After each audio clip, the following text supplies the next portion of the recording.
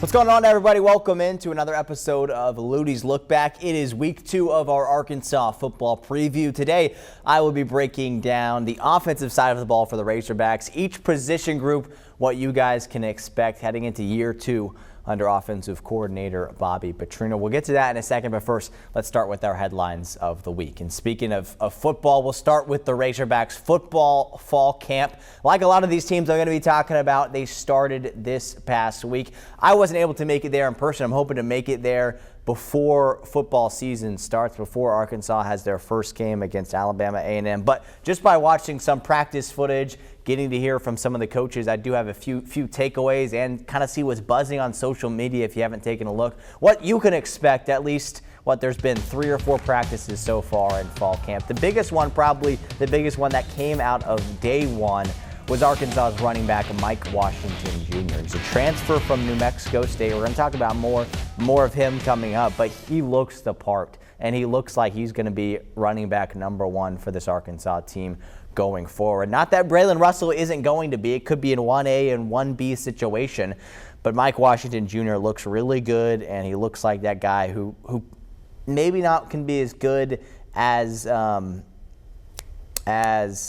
Jaquinda Jackson last season, but I think he'll still be really good. Maybe not quite to that level, but I think he'll be good. And I think he's impressed so far in his few practices that we've got to see him in fall camp. Another guy that's impressed is the Warren wide receiver, the freshman Antonio Jordan, a big guy who can make some big catches. He's impressed in just the first few practices, and that was one of the biggest things when I went on the Locked On Razorbacks podcast last week. That's one of the biggest things I said. I want to see the wide receivers. I want to see Jordan in particular make that step of growth, because we saw in the spring that he had some potential. Obviously, when he played for Warren, he had a lot of potential, and he played really well. But now, can he make that step in summer workouts and get bigger and get some playing time in the fall? Maybe not start, but come off the sideline, come off the bench, and make something happen for himself. And we know about Warren wide receivers and how good they are. Antonio Jordan could be that next guy. Seems like there's a lot of buzz that is generating from him. So Mike Washington, Antonio Jordan, a big thing from day one as well. And this is always the hard thing with analyzing practice, because they're playing each other. But the defense seemed to outweigh the offense. I know I just talked about 2 offensive guys, but it seemed like as a whole after day 1, I think there were 5 interceptions just in the time that media got to see it, or maybe the stats that we got afterwards.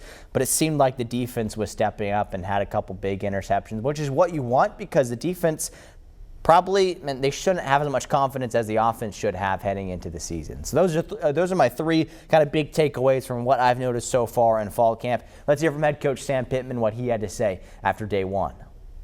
Well, I thought it was a good morning, good practice, and everybody was there on time. A lot of enthusiasm, a lot of effort out there. Ran to the ball well, ran to catch the ball. Runners looked good. Our toughness, we were tough. Thought we stayed off the ground for the most part well. Got to get better at a few things, snap counts and keying the ball, which happens a lot early in camp, but we will. Those are some things we've got to work on, but we will. And we'll do a better job of coaching that as well.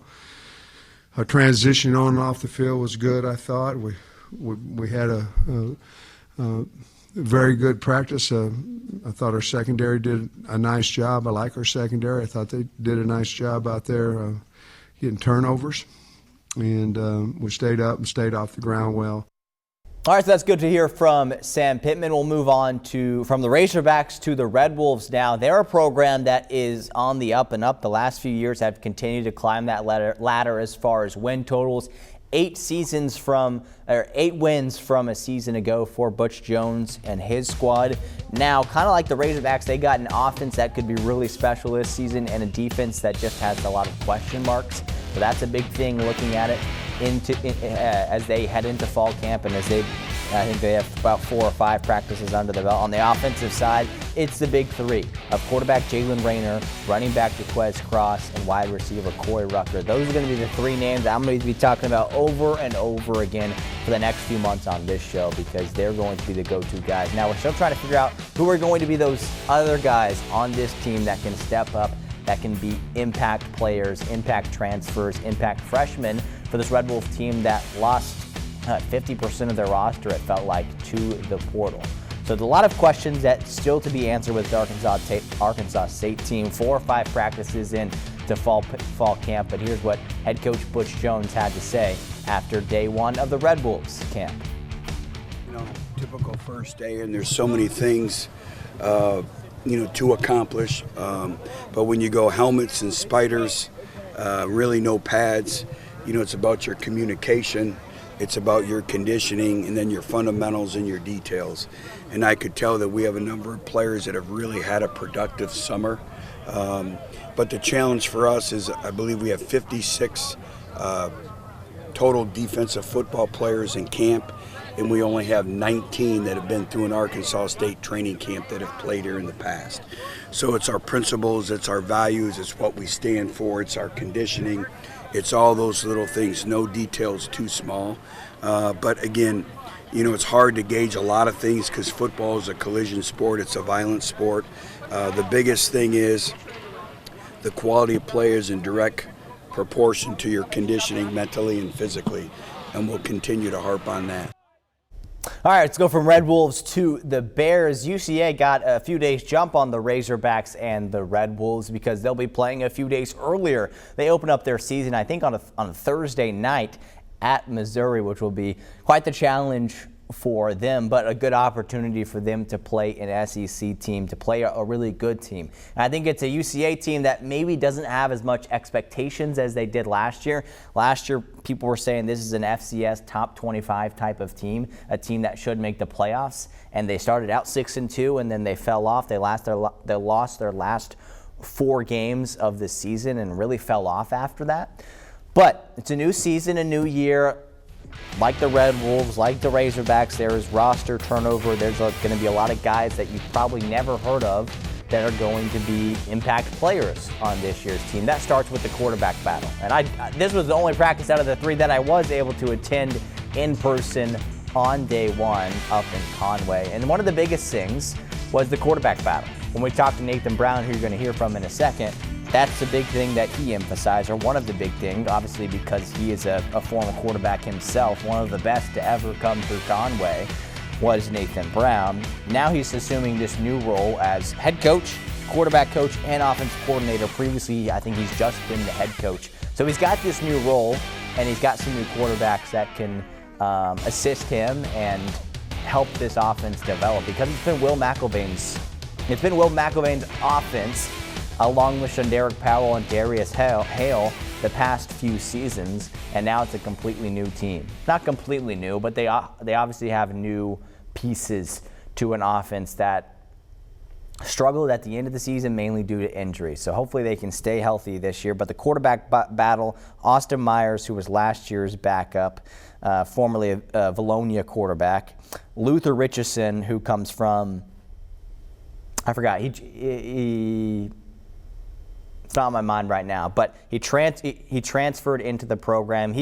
I think he's going to be the backup quarterback, but Brown said that Myers and Richardson are going to be 1A and 1B, kind of like I was talking about with the running backs with Mike Washington and Braylon Russell as of now. We'll see how that quarterback battle develops. When you bring in a guy from a portal, obviously it's going to take him a little bit of time to develop and learn the offense, whereas Myers, who's been there the past few seasons and waited his turn, makes sense that he's the go-to guy as of now. That could change in the future, and it is a good thing. It does give you some confidence to know that they don't just have this one guy who's for sure going to be the quarterback.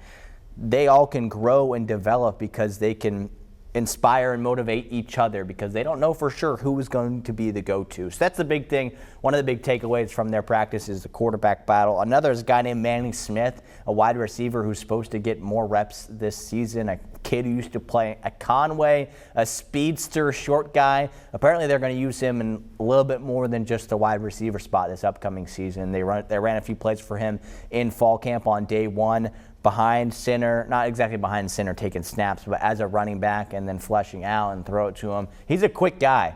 So you can see Nathan Brown is getting creative, using what he has, the offensive weapons he has, to have a really good offense. And you speak of offensive weapons, that starts and ends with Malachi Henry, their wide receiver, who was really good last year as a freshman. Before that, playing at Van Buren. Now he's supposed to take an even bigger role and supposed to be even better this upcoming season. And then lastly, again, I mainly watched the offense when I was there. The last note is Landon Chambers and how good he was, or how good he has the potential to be for this upcoming season. He is their running back, and he definitely looks the part.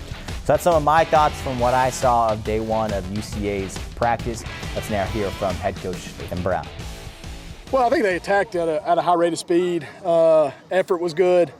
A lot of retention from spring and summer leading to practice one. And I think that's what you're looking for as a head coach. I told the guys we set the bar where the bar is today. We just want to keep taking steps forward each and every day. So it's going to be important day one to day two improvement. Get a lot of time in the film room, get a lot of time in walkthroughs to see what we did well and see what we didn't do so well, and obviously improve on both. All right, time to talk about the Razorbacks. We continue with week 2 of our Arkansas Razorbacks football preview for the 2025 season. This week, we're going to be previewing everything offense, the offensive depth chart.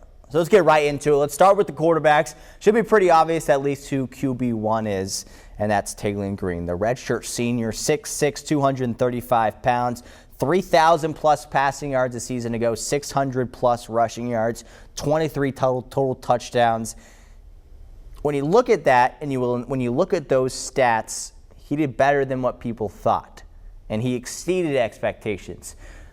But the next stat is where there becomes an issue, and that's the turnovers. 7 turnovers, 5 fumbles. 5 fumbles. If there's anything that Taylen Green has to improve, if he wants to be this dark horse Heisman Trophy candidate, and if he wants to be a quarterback of a really good offense in the SEC, that's clean up the turnovers. That's the big question heading into this season. Taylen Green's an exceptional athlete. I think he's a great quarterback, but can he clean up the turnovers? And if so, Arkansas can be a really good team. If not, Arkansas doesn't have a shot. If he gets hurt, I don't like their chances. So you see the depth chart behind me, Taylen Green, QB1, right below him, KJ Jackson. Jackson was kind of fighting that battle with Madden and Iamaleava before Madden hit the transfer portal. He's off to UCLA now with his brother. That was the whole thing. It's over now. KJ is the bona fide backup and the leader of this quarterback room outside of Taylen Green is KJ Jackson. And Sam Pittman seems to really like him. He talked about in SEC Media Days that he really likes KJ Jackson. He said when Taylen Green is gone, KJ will be our guy. We're not going into the portal to get anybody else. We've got KJ Jackson. So Pittman, if he's here for next year, seems like he's going to be riding with Jackson for next season. Now that's an entirely 2026 season. We're talking about the 2025, Nick. I know that. But what's also reality is Taylen Green is going to get banged up at some point. Also, we're going to see KJ Jackson in the first game of the season, probably in most of the second half, because Arkansas should be up like 52-0 at halftime against Alabama A&M.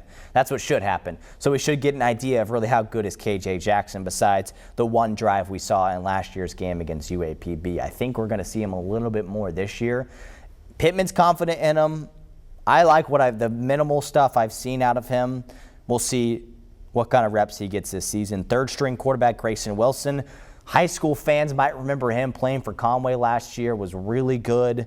And then the guy below him, the fourth-string quarterback, Trevor Jackson, Grayson and Trevor could be flipped around there, depending on how much improvement Trevor makes in this fall practice. Trevor's obviously got a year or two on Grayson, but Grayson's been there for longer. Trevor, I believe, I think this is his first few months with the Razorbacks. I think he came to Arkansas from Florida State, from the spring portal, I believe. So that's a fourth-string quarterback. That's 1 through 4. And if I were to grade all of this, which I'm going to try to do with each of these position groups, if I'm going to grade the quarterbacks, I have 2 grades. One of the grades is with Taylen Green fully healthy and him being your starting quarterback. I think the quarterbacks are an A-. I think it's a really good quarterback room, and I think Taylen Green is really good if he's healthy and if he doesn't turn the ball over. Now, if he's turning the ball over, or if he gets hurt and someone else is playing, with all due respect to KJ Jackson or Grayson Wilson, I think it's like a B-, which is still pretty good. I'm relatively confident in KJ Jackson. That shows my confidence in KJ Jackson, but it does go downhill a little bit after if they were to lose Taylen Green, which again, just be ready because it might happen. You saw it last year. You saw the way he runs like a running back at times, and it's a little scary. And he's bound to get hurt. It might happen. I hate to say it, and I hope it doesn't, because without Taylen Green, this team is below average. With Taylen Green, they are above average, but they're playing in the SEC, so they might be average as far as their record at the end of the season. Also, I broke that down in last week's episode, so go look at that, my entire schedule breakdown. That's quarterbacks. Let's move on to running backs now. As I talked about earlier in the show, running back one is Mike Washington, I think. I think at this point in the season, it's Washington. Again, we're 4 practices in to fall camp, but I like what I've seen out of him. He passes the eye test. As I mentioned, he's a New Mexico State transfer. He was at Buffalo before that. He had 700-plus rushing yards a season ago, which is decent. He kind of seemed like that go-to back for New Mexico State. Not a very good college football team, but I think people like him, and I'm impressed for what I've seen so far.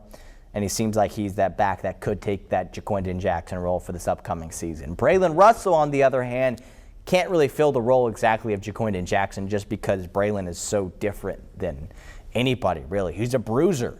And he's a big fella, and now he's lost some weight, which is a good thing. But I think they're still going to use him in short yardage situations. He only had like 400 yards a season ago, 3 touchdowns.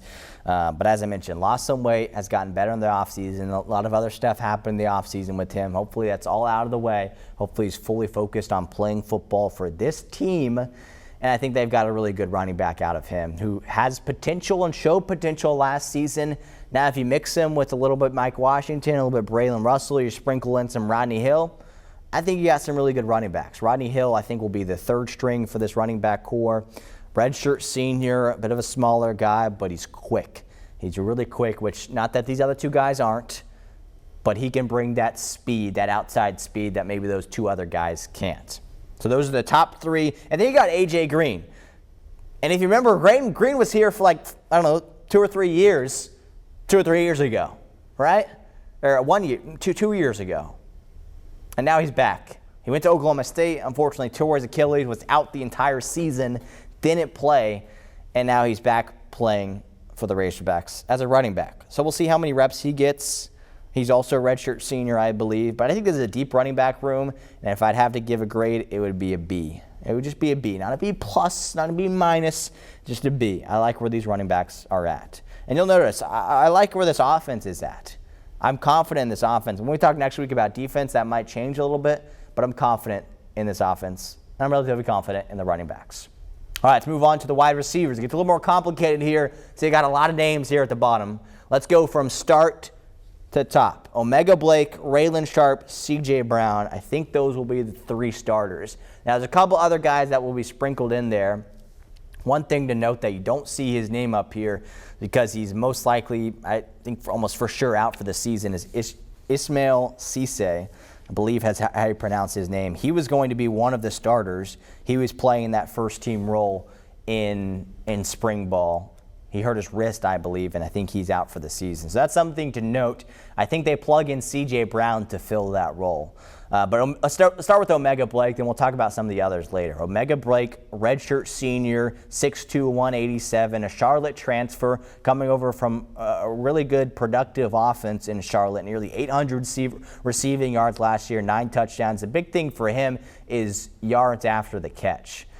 He had 25 yards per catch on average, which was second in the nation last season. So anytime you have a stat that is one of the best in the country, granted you're playing in whatever conference Charlotte plays in, that's pretty good. So that's a big thing with Omega Blake. He's not going to be a guy who catches 12 receptions, 12 catches a game or whatever. He's going to catch only a few, but he's going to get a lot of yards out of it and hopefully score a lot of touchdowns with it as well. But Omega Blake could be that go-to wide receiver for Arkansas this season. Another one could be Raylan Sharp, another transfer from Fresno State. Before that, it was at Missouri State, and he was really good.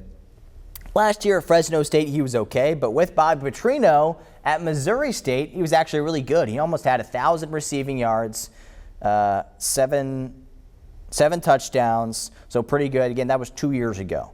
1 year ago, 500 yards receiving, 3 touchdowns, so not quite as good. But when you play with Bob Petrino, you get that Petrino effect in there. I think Petrino knew how to utilize him. That's why he came here, and that's why Petrino took a chance on a guy from Fresno State. Can a guy from Fresno State who is 5'9" make an impact in the SEC? I trust Bob Petrino, but we'll have to see. That's a small guy. We'll see if that small guy can make a big impact. So that's Raylan Sharp. C.J. Brown, folks might remember from last season, played minimally, had some. It's unfortunate because when I think of C.J. Brown, I think of him catching it and just dropping it. He had multiple drops. He fumbled in the Texas game on that tunnel screen, which wasn't really his fault, but it was just a really costly fumble in that game that still haunts me right now as I talk about it. But he's a good receiver. He's a young guy. He's a sophomore. Blake and Sharp are redshirt seniors. They're older guys. Brown is a little bit younger, but has that potential that you want to see. So I think those will be the go-to starters. But there's a couple other guys that could also be starters and could also see some playing time. Jaylen Brown is the first one I think of. Transferred from Florida State in the spring. He was at LSU a year or two before that. He was going to be one of Florida State's best receivers heading into this season. Now I know Florida State was like 2-10 the season prior, but he's going to be one of the go-to wide receivers.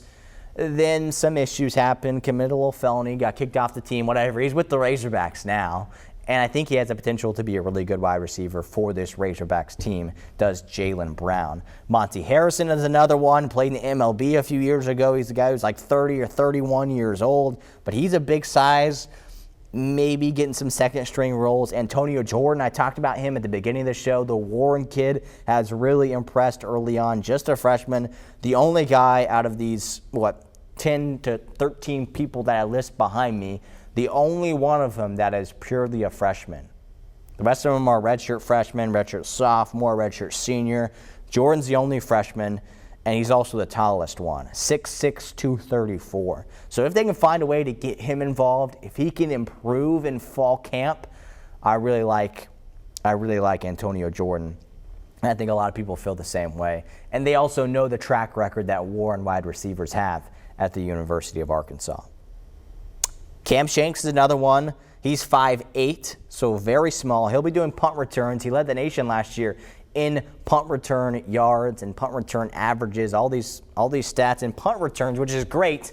So I think Arkansas, when we talk about special teams, we'll talk about him and how big of an impact he's going to make on the special teams for Arkansas. But as a wide receiver, I don't know how big of an impact he's really going to make. Cross Johnson's another one. He had 2 receptions last year. Courtney Crutchfield just hasn't been talked about that much. And I don't know if I missed something, but he hasn't been talked about like some of these other guys have. But when he transferred here, people were like, Courtney Crutchfield, he was the #1 player in Arkansas a season ago. He went to Missouri, didn't play. Now he's with Arkansas and doesn't look like he's going to play. Like what? It just doesn't make sense. So I'm not really sure what's going on with that. I know he's got potential because he's highly recruited, but maybe that just didn't pan out. I'm not sure. But I'd love to see Courtney Crutchfield because I'd like to see the Arkansas guys get playing time. The last one on this list is Andy Jean, Florida transfer. Again, recently transferred, didn't play in spring, entered through the spring portal. So we'll see if he can make an impact. He's only practiced fully with the team for a few practices. So you never know, a guy like him could shoot up in the depth chart and possibly start when the season gets going. Or maybe mid-season he starts to bloom. We'll see. Those are some of the wide receivers. I actually think as much as the wide receivers are questioned by fans and by media, I'm actually probably more confident on them than most people. I think just because there's a bunch of guys that we don't know about that came from schools that aren't that impressive, like a Fresno State or a Charlotte, that doesn't mean this wide receiver core isn't going to be good. So I think they're going to be pretty good, actually. I think B+ is going to be my grade for the Arkansas wide receivers. All right, let's move on here. That was wide receivers. Let's move on to other pass-catching people that are just a little bigger. Tight ends. Rohan Jones, Andreas Posca, Jaden Platt, Maddox Lassiter. Jones is a guy, was an FCS All-American last year at Montana State, played at Maine before that. I think he's got potential. I think he'll be the starter. Posca played last year for the Razorbacks from Denmark, so I just think that's cool. Played pretty good last year for the Razorbacks. Only had 3 receptions, but 2 of the 3 were touchdowns. So, I don't know, that's good, right? I think he could have an improved role. It's really going to be interesting to see. This is one of the more interesting position groups between Platt, Posca, and Jones. I think Platt could be pretty good, played minimally at Texas A&M the past 2 seasons. No catches last year, 2 catches the year before that, but was a 4-star in high school. And I think Petrino brought him over because Petrino coached him at Texas A&M, and I think they want to see if he can develop well enough at Arkansas to get some reps and to be good because he does have potential. The last one on this list, Maddox Lassiter, a guy who's never had a catch. You won't see him catch the ball, but he's blocking, and we'll never call his name other than what I'm saying right now, but he does a lot of work in the trenches. And just think of him as maybe a fullback or a smaller offensive lineman. I think the tight ends will be okay. C+ is my grade for the tight ends. All right, that's the tight ends. Let's move on to the offensive line. It gets a little complicated here with the offensive line. The left side of the screen right here, things are figured out. Things are confident. They brought in Corey Robinson to play left tackle. He's supposed to be really good, a transfer from Georgia Tech. Fernando Carmona getting moved from the tackle position to the guard position. He will be that solidified left guard for the Hogs. They also brought in Caden Kittler, the center from UCF. Those 3 are going to be the starters. I'm confident in that, and that left side of the line is going to be really good. I'd give them like an A-, B+ grade on that left side of that line. Now we flip to the right side of the line. You see those names. Keyshawn Blackstock started last year, I think, for the most part. Was not that good. And Marion Harris also maybe started and played a little bit. You also might recognize that name. And you got some other guys. Shaq McCroy, Kobe Branham, Marcus Dumerville, Kavion Broussard, Brooks Edmondson, and a few others that I didn't list there. Shaq McCroy, guy from Oregon, 6'8", 344 pounds. I think he was heavier when he originally came in, so he's lost a little bit of weight, which is probably good because that's a big fella. But a big fella's good when you talk about the offensive line. So he possibly could be flipped out with Keyshawn Blackstock at right guard or Harris at right tackle. Kobe Branham, who's been with the Hogs for, I think, 2 or 3 seasons now, is the guy that's talked about as filling in that role as right tackle, right guard. This is the only one where I'm like, I really don't know where Arkansas is at as far as the depth chart with this right guard and the right tackle. Everything else over here looks great. Everything else on this side, maybe not so much. So we're still trying to figure that all out. I do think the offensive line will be much improved. I know I'm saying that with all of them, but I know it's a bold statement to say I think this will be the best offensive line in the Sam Pittman era as head coach. And my grade for them is only a C+. And a C+ is good, but it just... That's the biggest thing. When we look back at this Sam Pittman era at Arkansas, when it ends in a few years at the most, it will be defined by why didn't he have a better offensive line? Because that's what he was known for, right, was that offensive line. He was the offensive line coach before he left to go be the offensive line coach at Georgia and then come back and be the head coach. And his offensive line has never been... That's been not great. That's been the worst part about the offense the past few seasons. So this year I think it'll be better. I think it'll be good. But as you can tell with my grades, I don't think it'll be the best unit. I think it'll be the worst unit of the offense. But if I'm wrong, this offense does have potential to be really good. And I think this offensive line will be good and will be much improved. Having those guys on the left side is great, but on the right side, there's still a lot to be figured out. And that's okay. We're still in the first week of August. All right, that was week 2 of my football preview for the Razorbacks. That's going to wrap up today's episode of Luttie's Look Back. Thanks so much for watching as we preview the offense of the Razorbacks. Next week, we'll talk defense. We'll see you then.